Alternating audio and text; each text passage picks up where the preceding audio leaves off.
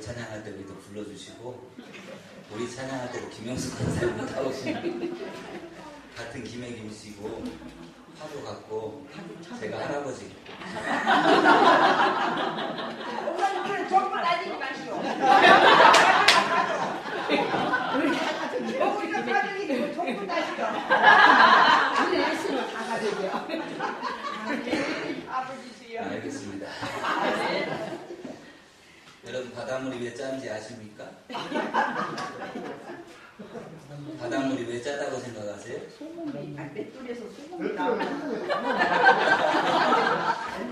옛날 우리 동화에 보면 어떤 사람이 그 맷돌을 하나 발견했는데 그 맷돌을 돌리니까 계속 소금이 나왔죠. 그래서 이 사람이 그 소금이 그 당시에는 소금 아닙니까? 소금이 왜 소금이라고 이름 불러지죠?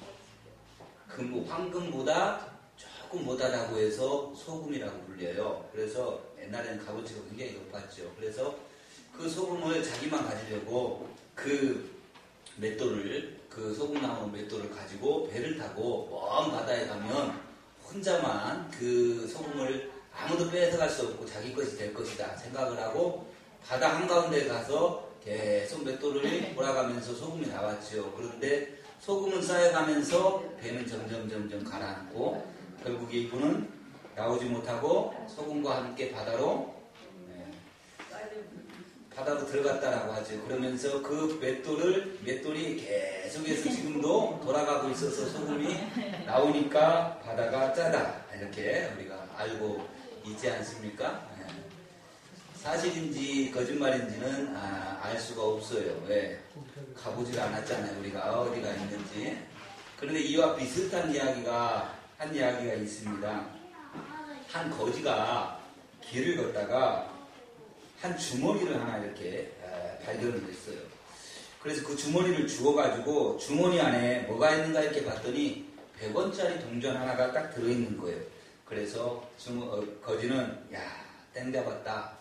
오늘은 이 100원짜리 하나라도 내가 있는 게 얼마나 좋냐 하면서 그 100원짜리 하나를 주머니에서 꺼냈습니다.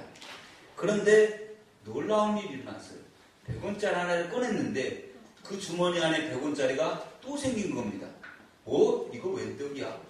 그래서 또 주머니에서 또 100원짜리를 꺼냈습니다. 그런데 또다시 그 주머니에 100원짜리가 또 생기는 겁니다. 그래서 이 거지는 계속해서 주머니에다가 손을 놓고 100원짜리를 하나씩 꺼냈습니다. 그런데 그 하나씩 꺼내는 그 재미가 얼마나 좋은지 그 100원짜리가 쌓여가는 모습을 보면서 나도 계속 이걸 꺼내면 부자가 되겠구나. 이제는 더 이상 거지로 살지 않아도 되겠구나. 이 생각에 너무너무나 좋아가지고 계속 주머니에 손을 넣고 100원짜리를 꺼냈습니다. 꺼내면서 계속 그렇게 하면서 밥 먹는 것도 멈추지를 않는 거예요. 잠자는 것도 잊어버리고 밥 먹는 것도 잊어버리고 그냥 돈이 쌓이는 거에 좋아가지고 계속 돈을 꺼냈습니다. 그리고 얼마 후에 이 거지는 산더미같이 쌓은 동전 위에서 시체로 발견됐습니다. 100원짜리 하나씩을 꺼내느라고 먹지도 않고 마시지도 않고 잠도 자지 않았던 시집. 여러분 욕심이라고 하는 것이 이런 것입니다. 우리 마음속에 욕심이 생기면 이와 같이 꺼내도 끊임없이 나오는 것이 욕심이다라는 말씀입니다. 그리고 우리가 예배를 통해서 하나님을 만나고 우리가 하나님 앞에 예배를 드린다라고 하지 않습니까? 그런데 많은 사람들은 이 예배를 통해서 뭔가를 얻어가려고만 생각을 해요. 그래서 얻으려고만 자꾸 하는데 예배는 얻는 것보다 중요한 것이 드리는 것이다라는 아멘. 내가 하나님 앞에 예배를 드리러 온 것이지 예배에서 뭔가를 얻어가려고 하는 것이 아니다라는 겁니다. 아멘. 여러분 기독교의 기본 진리 3요소가 믿음, 소망, 사랑이라고 하지요. 그 중에 제일은 사랑이라. 그리고 이 사랑은 영원토록 있을 것이다 라고 하는 말에 우리는 동의합니다. 그런데 이 영원한 것이 또 하나가 있습니다. 그것이 바로 예배입니다. 예배는 이 세상에서도 있지만 저 하나님의 나라에 가서도 계속 되어지는 것이 예배입니다.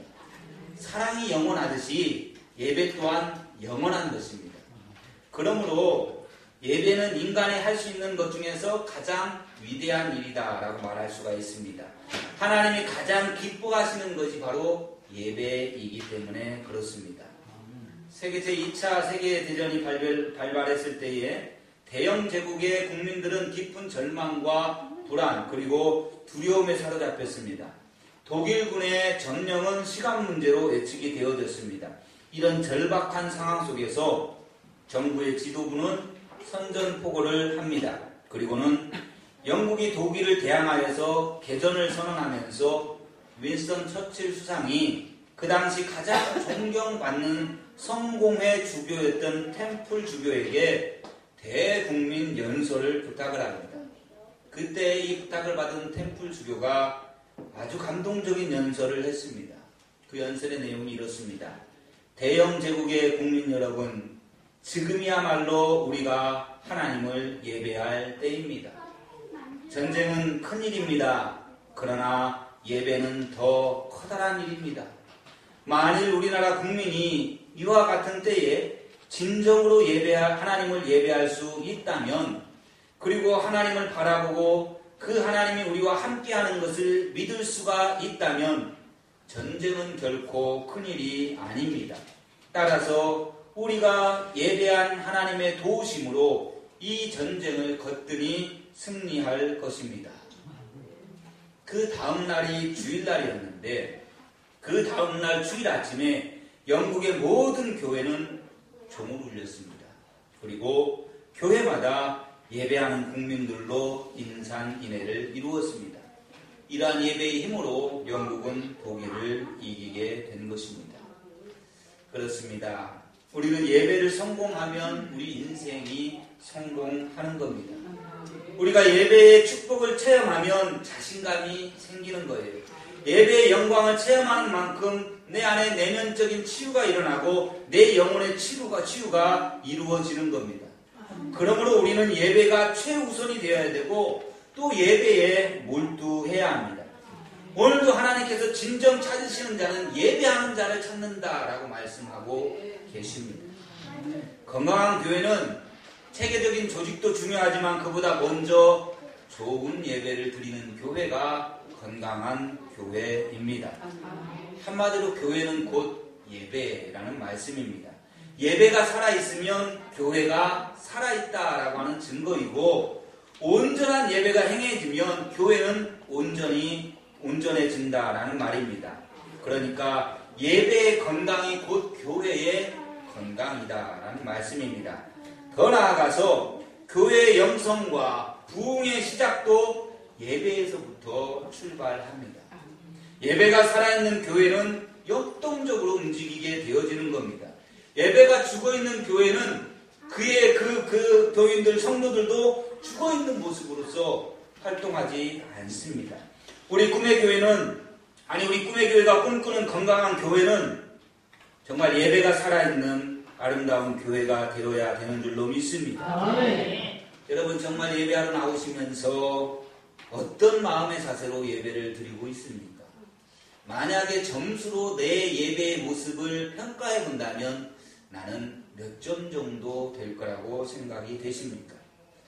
목적이 이끄는 삶을 쓰신 릭 워렌 목사님이 이런 예배에 대해서 기가 막히게 멋지게 정의를 해놓았습니다. 예배는 예수님과 사랑에 빠지는 것입니다. 예배는 예수님과 사랑에 빠지는 것이다 라는 것이에요. 그러므로 예배는 즐거워야 합니다. 인조해야 돼요. 즐겁게 예배를 드려야 한다는 겁니다. 우리가 찬송도 즐겁게 불러야 한다는 거죠. 입술로만 부르는 찬송이 되어서는 안 되고 우리의 가슴과 우리의 영으로 하나님을 찬양해야 합니다. 우리의 온 마음과 온 몸으로 하나님을 찬양하는, 우리의 가슴으로 찬양하며 가슴으로 드려지는 예배가 되어야 합니다. 그래서 예배에는 몇 가지의 예배에 대한 정의가 있어요. 첫 번째는 예배는 경외한다라는, 존경한다라는 개념을 갖고 있습니다. 하나님을 경외한다라는 의미가 예배의 의미이고, 두 번째는 절하다, 몸을 굽히다라는 뜻을 가지고 있습니다. 예배한다라는 건 하나님 앞에 나를 납작 엎드리고 몸을 굽히는 것이 예배라는 거고, 세 번째는 섬긴다라는 뜻을 가지고 있습니다. 하나님을 우리가 섬긴다라는 건데 주종 관계로 섬긴다라는 것이 아니라 친밀한 관계로 사랑의 섬김을 말하고 있는 겁니다. 그래서 예배를 서비스라고 표현을 하는 겁니다. 예수님이 좋아서 즐겁게 예수님을 섬기는 것, 이것이 예배라는 말씀입니다. 그래서 예배는 예수님과 사랑에 빠지는 겁니다. 그럼 오늘 말씀 중에 이것만 기억하고 가면 돼요. 예배는 예수님과 사랑에 빠지는 것이다. 예배에는 5가지 원칙이 있다고 합니다. 첫째는 영광입니다. 이 말은 예배는 인생에 있어서 가장 가치 있는 일인데요. 예배를 영어로 워십이라고 말합니다. 워십이라는 말의 단어의 뜻은 뭐냐면 가치가 있다라는 말입니다. 가치가 있다. 그러니까 예배라는 것은 내 삶에 가치가 있다라는 것을 느끼게 하는 것이 예배다라는 말씀입니다. 예배를 통해서 내가 살아가는 가치를 느끼는 거예요. 예배를 통해서 왜 우리가 예수님을 믿어야 하는지 그 가치를 느끼는 것이 바로 예배라는 말씀입니다. 그래서 예배를 우리는 소중히 여겨야 되는 거예요. 예배를 내 삶의 최고, 그 다음에 최상, 최대의 모습으로 드려야 한다는 것입니다. 성경에서 가르쳐주는 삶의 우선순위에 있어서 예배보다 더 중요한 것은 없습니다. 예배의 가치는 하나님께 영광을 돌리는 것입니다. 두 번째는 경험의 법칙으로서 감동이라고 합니다. 사도 요한은 예배의 첫 출발부터 하늘문이 열리는 감격을 체험하고 있습니다. 오늘 본문 1절에 이 일에 내가 보니 하늘에 열린 문이 있는데 라고 말하지요. 예배를 드릴 때에 하늘의 문이 열린다라는 것입니다. 우리가 드리는 예배가 역동적이면 역동적일수록 살아있으면 살아있을수록 성령의 감동은 우리에게 충만하게 임하게 되는 것입니다. 하나님의 임재하심을 예배 가운데 경험하게 되어지고 하나님을 만나는 신비한 체험을 예배 속에서 하게 되어지는 겁니다. 예배를 드리면서 감동을 받는 것이고 하나님의 만져주심을 체험하면 인생이 달라지는 것입니다. 예배를 통해서 주님의 품에 안기고 주님의 가슴을 느낄 수 있도록 하는 것, 이것이 바로 예배입니다. 바로 그래서 예배는 우리에게 축복이 되어지는 것입니다. 너무나 많은 사람들이 예배의 감동과 감격을 체험하지 못한 채 형식적인 예배를 드리고 있는 경우가 많습니다. 그러다 보니 예배를 드리고 나서도 변화가 일어나지 않는 거예요. 예배를 통해서 우리가 하나님을 만나고 감동과 감격을 체험하면 예배를 끝나고 돌아갈 때에 우리의 모습은 바뀌어 있어야 된다는 거죠. 즐거움과 기쁨 속에서 찬양하며 주 앞에 우리가 가정으로 우리의 삶의 터전으로 돌아가는 것입니다. 그런데 예배에서 주님을 만나지 못하면 돌아가면서 집에 가면서 교회를 욕하고 목사를 욕하고 그렇게 되어지는 겁니다. 그러나 예배의 감격 속에서 감동을 받고 감격을 받고 그 다음에 하나님을 만나게 되어지면 돌아가면서 우리 입에서 찬송이 흘러넘친다라는 말씀입니다. 예배의 3요소 가운데는 힐링이 있어요. 그리고 임프레싱이 있고 블레싱이 있습니다. 이 말은 예배를 통해서 치유가 나타나고 감동이 있고 축복이 나타난다라는 말씀입니다. 우리 꿈의 교회 교인들은 예배를 마치고 돌아갈 때에 가슴에 벅찬 감동과 그리고 풍성한 축복 속에 나아갈 수 있기를 바랍니다. 세 번째 예배의 법칙이 바라봄의 법칙이 있습니다. 바라보면 변화되어지는 겁니다. 예배는 하나님만 잠잠히 바라보는 것입니다.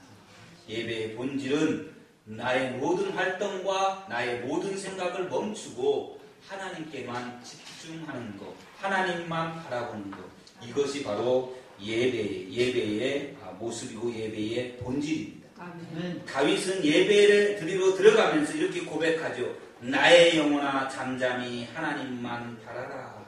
아멘. 예배의 자리에 나가면서 나의 모든 활동을 중단하고 나의 모든 생각을 내려놓고 오직 잠잠히 하나님만 바라보러 나간다라는 것입니다. 이것이 예배의 본질이고 예배의 핵심이 되어지는 겁니다. 우리는 잠잠히 예배를 통해서 하나님을 바라보는 겁니다. 바라봄의 법칙은 우리는 너무나 잘 알고 있습니다. 나다나엘 후손이 쓴 큰바의 얼굴이라고 하는 책을 우리는 잘 알고 있습니다. 여기에서 주인공 어네스트처럼 우리가 늘 닮고 싶은 사람을 바라보면 그 사람처럼 되는 것처럼 우리가 하나님을 닮아가기 위해서, 예수님을 닮아가기 위해서 예배를 통해서 하나님을 바라고 예수님만 바라는 삶을 살아가면 우리는 예배를 통해서 주님을 닮아가게 되는 것입니다. 그래서 예배를 온전히 드리고 나아가는 자는 하나님을 닮은 자의 모습으로 나아가게 되는 줄로 믿습니다. 또 하나의 법칙은 예배는 드림의 법칙이 있습니다. 헌신이라고 말할 수가 있습니다. 우리는 예배를 통해서 은혜 받기 전에 먼저 하나님 앞에 드리는 모습이 있어야 합니다. 드림이 우선되어져야 한다라는 말씀입니다. 요한계시록 4장에 보면 예배의 본질은 드림에 있다라는 것을 말씀합니다. 영광과 경배와 감사를 하나님 앞에 드립니다라는 거죠. 니고렘 목사님의 정의대로 하나님께 기쁨을 드리는 것, 이것이 예배라는 것입니다. 그래서 예배를 드리러 나오는 자는 가장 먼저 하나님 앞에 내 자신을 드릴 준비를 하고 나와야 한다는 것입니다. 그래서 내가 먼저 하나님 앞에 나의 산 제물로 드려졌을 때에 하나님이 우리를 받으시고 하늘의 은혜로 우리에게 채워주시는 것입니다. 예배는 설교만 듣고 가는 것이 아닙니다. 예배는 응답이 있어야 합니다. 예배를 드린 자는 반드시 응답해야 한다라는 것이죠. 요즘 하나님 앞에 예배를 드리기보다는 받는 것에만 치중하는 사람들이 너무나 많습니다. 그러다 보니까 예배 시간을 찾고 늦게 옵니다.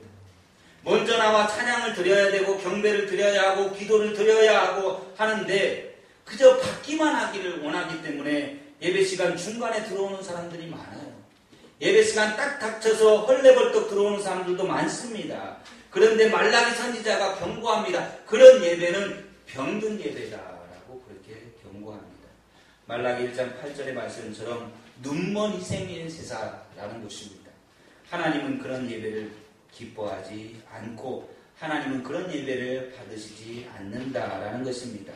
그러므로 우리는 오늘부터라도 혹시라도 내가 예배 시간에 늦게 오거나 아니면 시간에 딱 맞춰서 오던 그런 모습이 있거든 예배 시간을 좀 더 앞당겨 하나님 앞에 나와서 찬송하고 기도하고 드림을 통하여서 예배를 통해서 주어지는 은혜를 또한 경험할 수 있기를 바랍니다. 다섯 번째가 인도의 법칙인데 이 비전이라는 말입니다. 예배의 최종 클라이막스는 하나님의 뜻을 깨닫고 그분의 인도하심을 따라서 새롭게 출발하는 겁니다. 예배는 우리가 예배당에서 모여서 예배 드리고 여기에서 끝나는 것이 아니다라는 겁니다.